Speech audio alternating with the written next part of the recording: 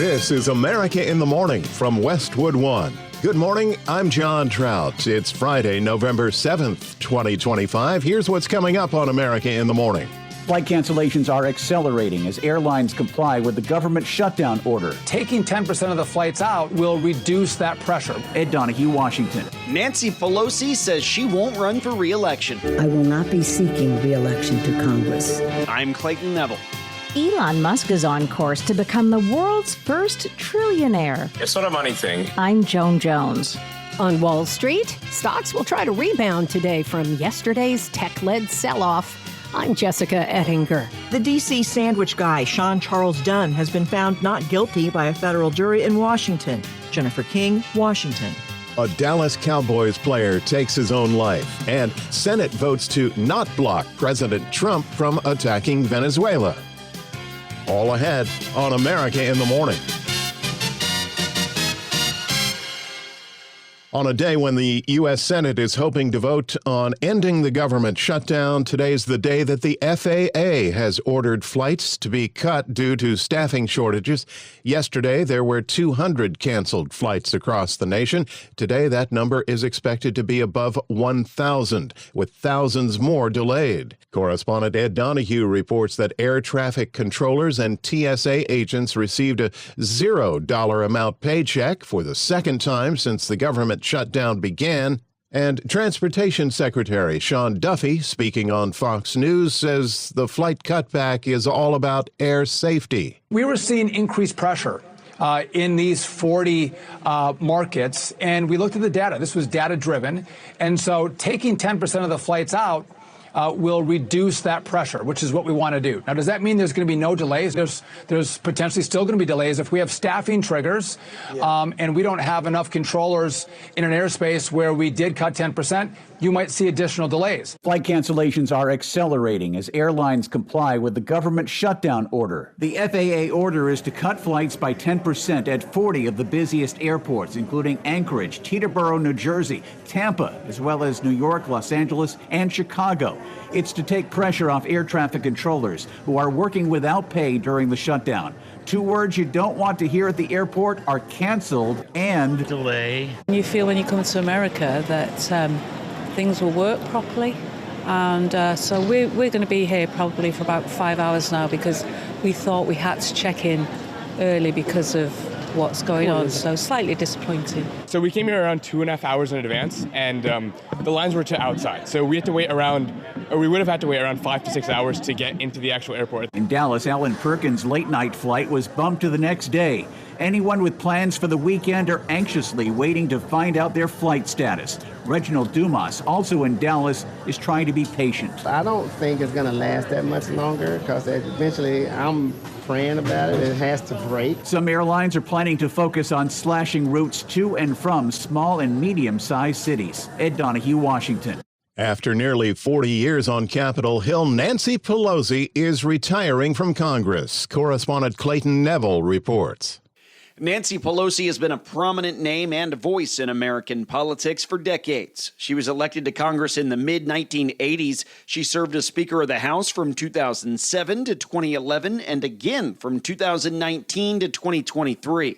She's the only woman in American history to hold the position. She made her retirement announcement in a video released Thursday morning. I will not be seeking re-election to Congress. With a grateful heart, I look forward to my final year of service as your proud representative. She thanked and praised the voters and the city of San Francisco for allowing her political success. Of course, credit for this work also goes to our brothers and sisters in labor, and it was also made possible by the entrepreneurial spirit of our private and nonprofit sectors. We can be proud of what we have accomplished, but there's always much more work to be done. She had a message for the Golden Gate City. San Francisco, know your power. We have made history. We have made progress.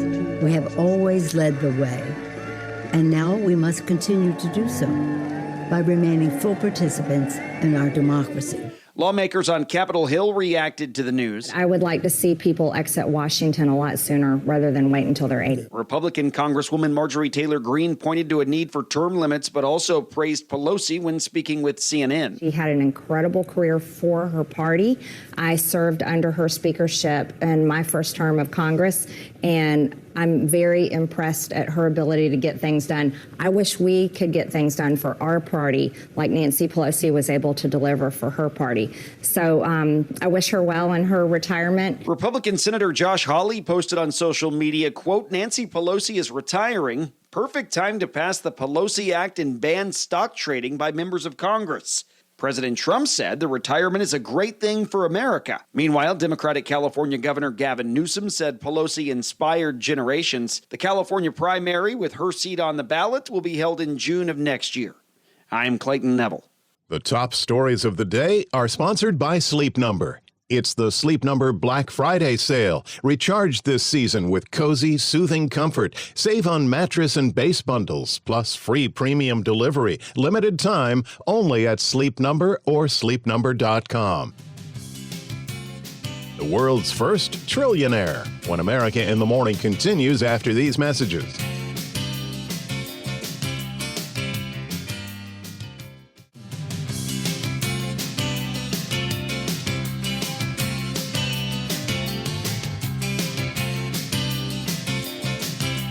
Welcome back. You're with America in the Morning. Severe weather is expected today from the Tennessee Valley down to the Gulf Coast. Here's AccuWeather.com meteorologist Brian Thompson. We're going to be watching for the potential for severe weather on this Friday from portions of Kentucky, the eastern half of Kentucky, through much of Tennessee and down through portions of Mississippi, Alabama, even down into eastern portions of Louisiana around the New Orleans area. The potential for damaging wind gusts, hail, can't even rule out an isolated tornado with some of these storms as they move on through today. Now, farther north, we're going to be looking for some steadier rain at times around Detroit this morning, into Cleveland as we head through the day, and eventually reaching upstate New York and western and central parts of Pennsylvania into the afternoon. As you get farther east toward I-95 from Boston down to D.C., I think we'll see those showers, that rain coming through during the overnight hours for tonight.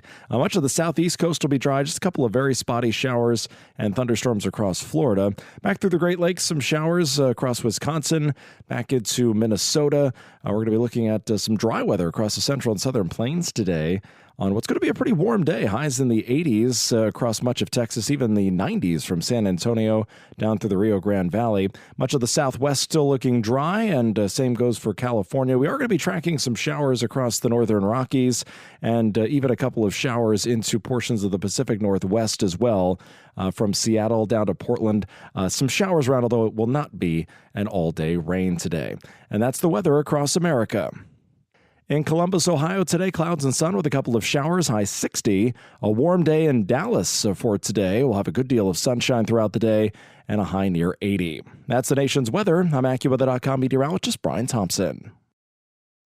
Remember to follow us wherever you get your podcasts. Simply search America in the Morning in your favorite listening app.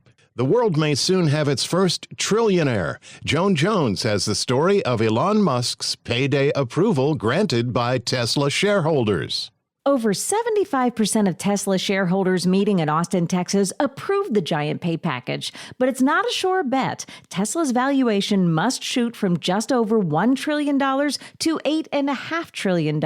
And that is more than the combined market values of Meta, Microsoft, and Alphabet, the parent company of Google. Lofty goals, he tells Bloomberg.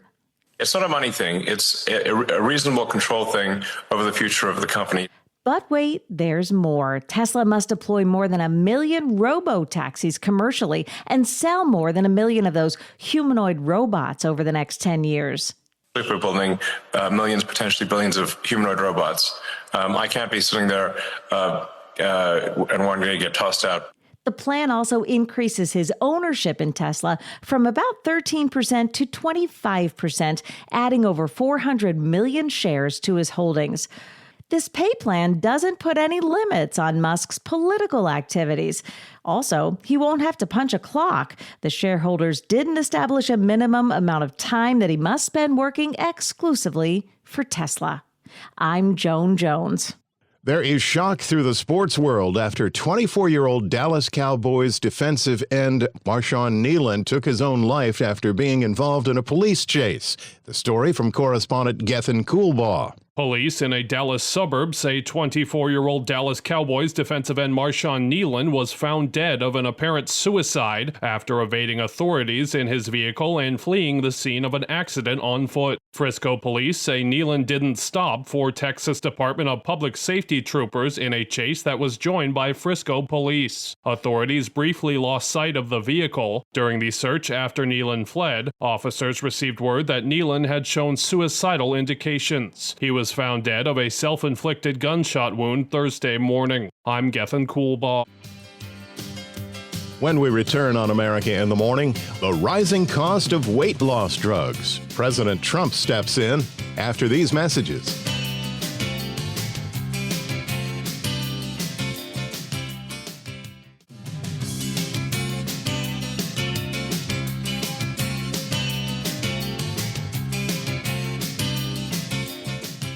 The Business Report is sponsored by Gusto. Gusto is a simple online payroll and benefits tool built for small businesses. Learn more at gusto.com/radio. With Friday Business, here's CNBC's Jessica Ettinger. Wall Street opens this morning after a sell-off for stocks. AI and tech shares led the way yesterday. The Dow was down 400 points, the Nasdaq down 445.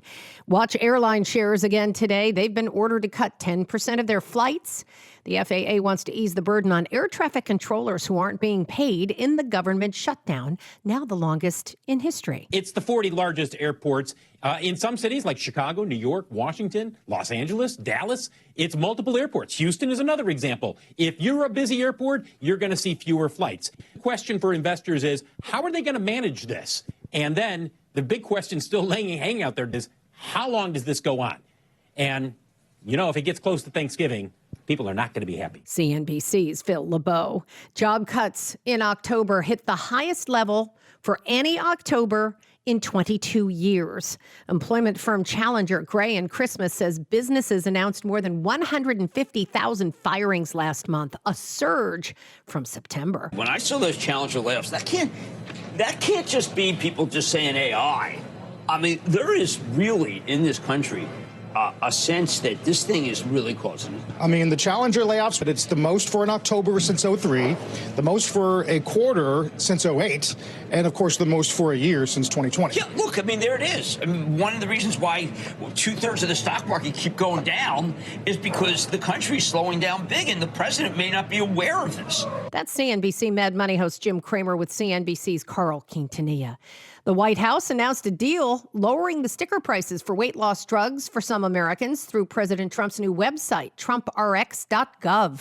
Eli Lilly and Novo Nordisk are committing to offer Zepbound and Wegovy. This will slash the cost of Wegovy to ultimately $250 a month and reduce the monthly cost of Zepbound to $346. The new price for Zepbound is the same as Americans pay now through Eli Lilly's Lilly Direct website for the starter dose. Facebook and Instagram ads for scams and fraud made up a solid 10% of revenue, $16 billion for parent company Meta last year. Reuters reports these include ads for fraudulent investment schemes, illegal online casinos, and the sale of banned medical products. The report is based on internal Facebook and Instagram documents. On today's watch list, earnings are coming from Constellation Energy. We get new consumer sentiment data. The Grammy Awards nominations will be announced. New in theaters, Disney's Predator Badlands and Sony's drama Nuremberg. Mega Millions tonight. The jackpot, $843 million. Wow, good luck. CNBC's Jessica Ettinger. Coming up next, justice is served in Hoagiegate when America in the Morning continues after these messages.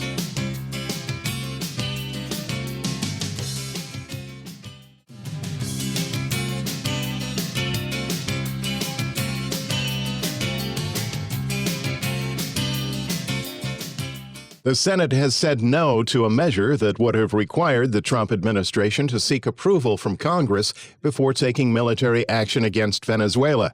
Just two Republicans, Kentucky's Rand Paul, a co-sponsor of the resolution, and Alaska's Lisa Murkowski, broke ranks to oppose President Trump. The 49-51 vote is the second failed bid in a month to rein in the U.S. military campaign against suspected drug trafficking vessels in Latin America that has led to the deaths of an estimated 70 alleged narco-traffickers. Last month, the president floated the idea of military strikes against land-based positions inside Venezuela, which comes at a time when the military has sent a carrier strike group into the Caribbean Sea. America in the Morning continues. Justice is served for a man who hurled a hoagie at a federal immigration agent in Washington. Details from correspondent Jennifer King. The D.C. sandwich guy, Sean Charles Dunn, has been found not guilty by a federal jury in Washington. Dunn was acquitted of a misdemeanor assault charge after yelling at federal agents, then throwing a sub sandwich at a Customs and Border Patrol officer. Dunn was fired from his job at the Department of Justice after his arrest. He hugged his lawyers after the verdict and later said he was relieved and looking forward to moving on with his life. Every life matters, no matter where you came from, no matter how you got here, no matter how you identify. You have the right to live a life that is free. A viral video of the August incident made him a symbol of resistance to President Trump's law enforcement surge in the District of Columbia. Prosecutors said Dunn knew what he was doing was illegal, but his lawyers argued it was a harmless gesture during an act of protest. Jennifer King, Washington. America in the Morning for Friday, November 7th, 2025 is produced by Jeff McKay. I'm John Trout. This is Westwood One.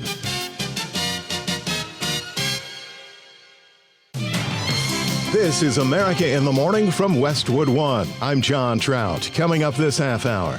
Senators indicate they are closer to a deal to end the now record-long government shutdown. I'm John Stolness in Washington. A former teacher shot by a student won a $10 million jury verdict against her ex-assistant principal. I'm Haya Panjwani. The Heritage Foundation addressing controversy in certain conservative circles. I'm Clayton Neville.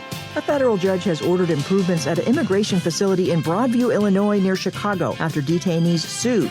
I'm Jennifer King. Lowering weight loss drug prices and the newest member of the Abraham Accords. The high-kicking Radio City Rockettes are turning 100. I'm Ed Donahue. Back after these messages.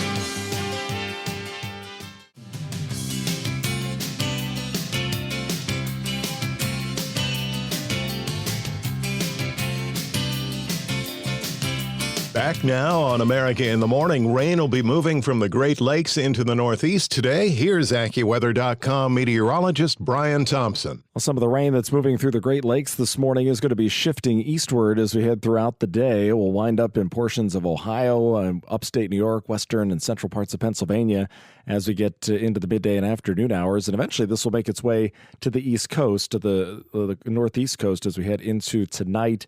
And even into the very early part of Saturday, as we will have some showers from Boston down through New York City, Philadelphia, even down to Baltimore and D.C. Again, that's really focused on tonight. Now, farther south with the storm system, we're watching the potential for some severe weather today from Kentucky down through Tennessee, Alabama, and into Mississippi, even down to New Orleans. The potential for damaging winds, hail, some heavy rain with some of these storms too. But farther east, pretty quiet today across the Carolinas, much of Georgia, even much of Florida, just a couple of very spotty showers on this Friday. And then farther west, also looking pretty dry through the central and southern plains. Pretty hot across parts of Texas. Highs will be near or above 90 from San Antonio and areas farther south toward McAllen and Brownsville. And then as you get farther west through the Four Corners region, we're looking at a pretty quiet day today with a fair amount of sunshine. Same goes across California. Into the northwest around Seattle, the Olympic Peninsula, we're going to be looking at a couple of showers down through about Portland. Pretty uneventful, though. Looks dry farther south across much of Oregon. And then as you get farther east into portions of Idaho, Montana, even into the Dakotas, there will be some showers. Even a couple of snow showers in parts of North Dakota, as it is going to be pretty cold. Highs only in the 30s in northern parts of North Dakota today. That's the nation's weather. I'm AccuWeather.com meteorologist Brian Thompson. You can follow us wherever you get your podcasts. Search America in the Morning in your favorite listening app. Senators appear close to ending the government shutdown, now in its 38th day, as a vote is expected later today on a deal that could reopen the government. But it's far from certain enough Democrats are on board. John Stolness has the story from Washington. Reports indicate Senate Majority Leader John Thune has told fellow Republicans during a private lunch on Thursday that he will bring the House-passed continuing resolution to the floor once again on Friday, but this time with an amendment that would extend the expiration date until January and come with a negotiated package of 3 full-year spending bills. Earlier in the day, speaking on the Senate floor, Thune was resolute in his refusal to discuss expiring Obamacare subsidies as part of any deal. Republicans are 100% willing to sit down and talk about the mess that Democrats have created. We're just not going to have that conversation while Democrats are holding the federal government hostage. It's unclear if enough Democrats are on board with this plan to get the 60 votes needed. Some came out of their lunch on Thursday buffeted by Tuesday's off-year blue wave in Virginia, New Jersey, and New York, and are seeking a better deal. Senate Minority Leader Chuck Schumer described bipartisan negotiations as a, quote, very good productive meeting. Meanwhile, flight cancellations are increasing across the U.S. as air traffic controller sickouts continue due to their paychecks being withheld by the shutdown. The website FlightAware says around 790 planned flights will be canceled today as a result of disruptions, and the FAA is planning flight restrictions at high-volume markets, including Atlanta, Dallas, Denver, and Los Angeles. At a White House event, Vice President J.D. Vance warned of consequences if Democrats don't end the shutdown now. You're going to start seeing very real travel delays. That's because the Democrat government shut down. You're going to start seeing SNAP benefits run out. That's because the Democrat government shut down. They should stop this charade and open up the government. That's what we want them to do. House Speaker Mike Johnson was asked if House Republicans would commit to agreeing to any deal Senate Republicans work out with Democrats. We did our job, and I'm not part of the negotiation. The House did its job on September 19th. I'm not promising anybody anything. I'm going to let this process play out. On Thursday morning, House Minority Leader Hakeem Jeffries urged Republicans to try something different to end the stalemate. Doing the same thing over and over and over again has no ability to actually negotiate in good faith, and this has gone on week after week after week. John Stolness, Washington. A jury awarded $10 million in a civil case to a Virginia teacher who was shot by a first-grade student in 2023. As correspondent Haya Panjwani reports, Abigail Werner still has a bullet inside her chest from that shooting. And her legal team, speaking outside the courthouse, says her long ordeal is far from over. Audio courtesy Court TV. I think it says that what happened at Rich Neck Elementary School that day was wrong and is not going to be tolerated, that safety has to be the first concern at schools. I think it's a great message. Accountability comes from anyone who contributed to the ultimate outcome. And some of these things are foreseeable, and if we can take the appropriate measures to prevent them, then we can save lives, and we can save lives from being harmed detrimentally forever. A former teacher shot by a student won a $10 million jury verdict against her ex-assistant principal. We, the jury, on the issues joined, find in favor of the plaintiff, Abigail Werner, and assess her damages at $10 million. The award interest beginning on June 1st, 2024. The lawsuit accused an administrator of ignoring warnings that a 6-year-old student had a gun before the teacher was shot. Jurors returned the verdict against Ebony Parker, a former assistant principal at Rich Neck Elementary School in Newport News.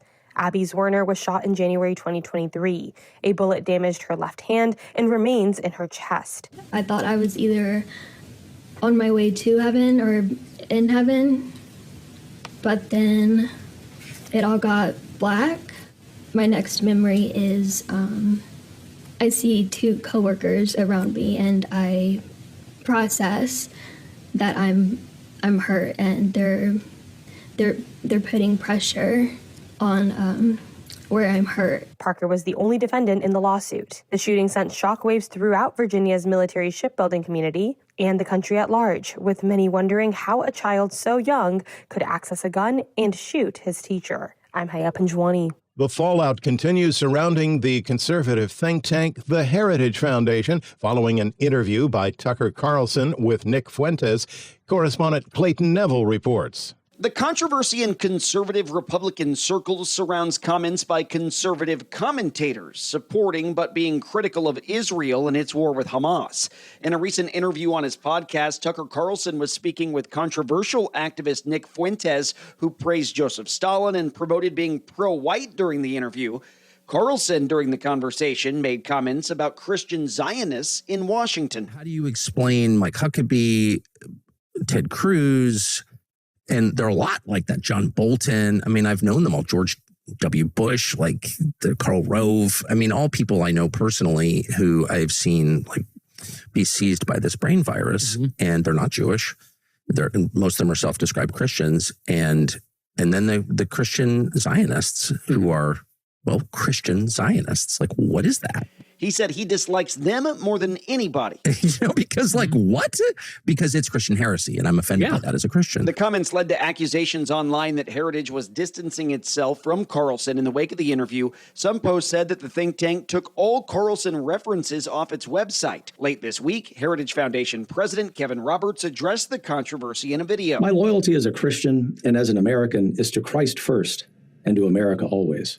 When it serves the interests of the United States to cooperate with Israel and other allies, we should do so, with partnerships on security, intelligence, and technology. But when it doesn't, conservatives should feel no obligation to reflexively support any foreign government, no matter how loud the pressure becomes from the globalist class or from their mouthpieces in Washington. He said the foundation is not distancing itself from Carlson. The Heritage Foundation didn't become the intellectual backbone of the conservative movement by canceling our own people or policing the consciences of Christians. And we won't start doing that now. Those comments drew backlash of their own. Anti-Trump conservative David French said that the fringe is now the mainstream and that the Heritage Foundation is afraid of Tucker Carlson and his audience. I'm Clayton Neville. Immigration detainees sue over detention center conditions, and hope on lowering costs for weight loss drugs. When America in the Morning continues after these messages.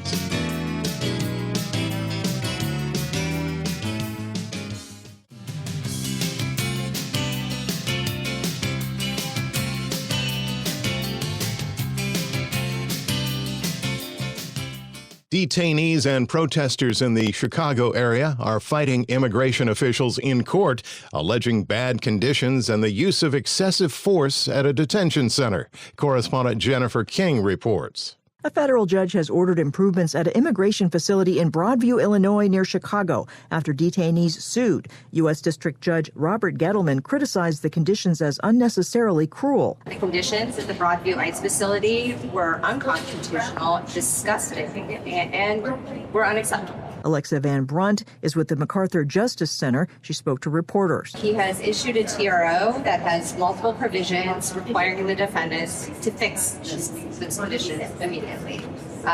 People need to be held in places with actual beds and a mat, and they have to have sufficient places to sleep. They can't be sleeping by overflowing toilets anymore. In another Chicago courtroom, a deposition by senior Border Patrol official Greg Bovino was brought into evidence during a preliminary injunction in a lawsuit filed by plaintiffs who say agents in Broadview have been too forceful. Bovino defended the use of force by agents, including himself, accused of using pepper balls, tear gas, and other tactics against protesters and reporters. I'm Jennifer King. The Supreme Court on Thursday allowed the Trump administration to require the sex designation on U.S. passports to align with a traveler's biological sex, a blow to those who claim transgender and non-binary status. Americans who've argued the policy is unconstitutional. In the 6-3 decision, the court released an unsigned order stating, quote, "The government is merely attesting to a historical fact without subjecting anyone to differential treatment," end quote.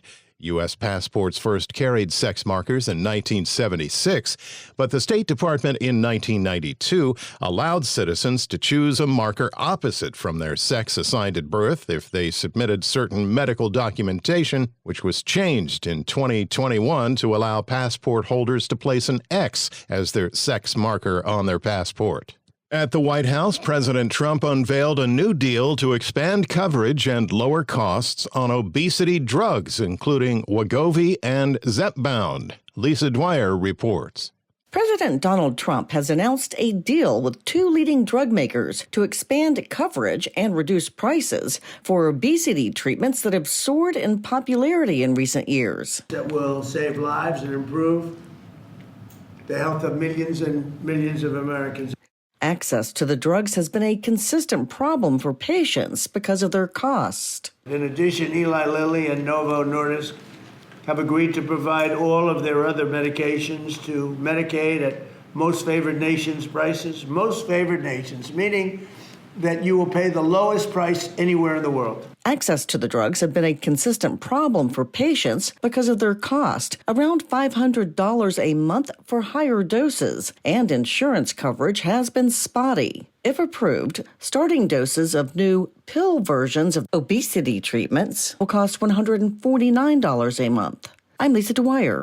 The White House announced that Kazakhstan will agree to normalizing relations with Israel and join the Abraham Accords, joining the United Arab Emirates, Bahrain, and Morocco, who formalized relations with Israel during President Trump's first term in office. The president also mentioned in a social media post that the Central Asian nation that borders both Russia and China may not be alone, as the interim president of Syria will be at the White House next week, and a week later, Saudi Arabia's Crown Prince Mohammed bin Salman will travel to Washington.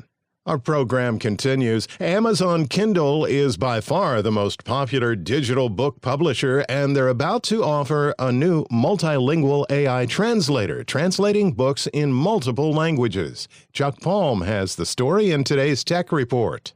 Amazon has just rolled out a beta tool for Kindle Direct publishers that lets you translate using AI into Spanish or German or vice versa. This beta test is offered to few publishers with no translator fees and no headaches. Pick your target tongue, tweak your target audience prices, and then preview the magic. Amazon's AI bots double-check for accuracy before it hits the shelves. Amazon will then issue you a Kindle Translate badge so that readers know it's AI-assisted and not some rogue babblefish. Currently being offered for free by Amazon, and those books will slide right into your KDP Select and Kindle Unlimited perks. Currently, less than 5% of Amazon-published books are offered in multiple languages. This feature comes hot on the heels of Amazon's Audible automatic narration tool, also currently in beta test by Amazon. For more, follow me on X @ChuckPalm. America in the Morning continues with Friday Sports. Here's Robert Workman. As of this morning, the Denver Broncos have the NFL's best record at 8-2 after beating the Raiders 10-7 last night for their 7th win in a row. It was no masterpiece, but their defense could hang in the Louvre, or maybe stand in front of it. 6 sacks, a total of 46 on the season. That's more than any other team through 10 games since at least 1990. The offense, back to the drawing board. More penalties than first downs? Not a good look. But special teams left an impression. J.K. Skinner blocked a punt with his face to set up the go-ahead field goal for Coach Sean Payton. Blocked a punt on the kicking game. Our defense was fantastic. Too many penalties on offense, and that, I got to be better also, but good win. Baseball, 13 free agents received qualifying offers of a bit more than $22 million for next season. They have until November 18th to accept, and teams that lose those players would get draft picks next summer. Craig Stammen is the new manager of the Padres. That just leaves the Rockies still looking for a new skipper. Hockey, the Penguins got a pair from Sidney Crosby as they beat the Capitals. The kid leads the league with 11 goals this year. NBA, the Suns down the Clippers. Jalen Green with 29 in his Phoenix debut. He came over in the Kevin Durant trade. And a big night for defending college basketball champion Florida. Late in their blowout win over North Florida, they brought in freshman Olivier Rioux, a 7'9" walk-on from Montreal. He becomes the tallest player ever in college hoops. That's Friday Sports. Thank you, sir. Robert Workman with sports.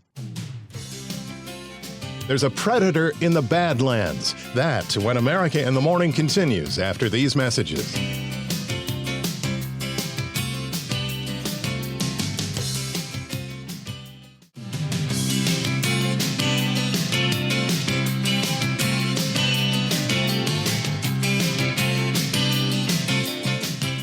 America in the Morning continues. It was a slower than usual October in theaters, and there's hope that a new Predator film will shake things up at the movies. Kevin Carr has a sneak peek at Predator Badlands.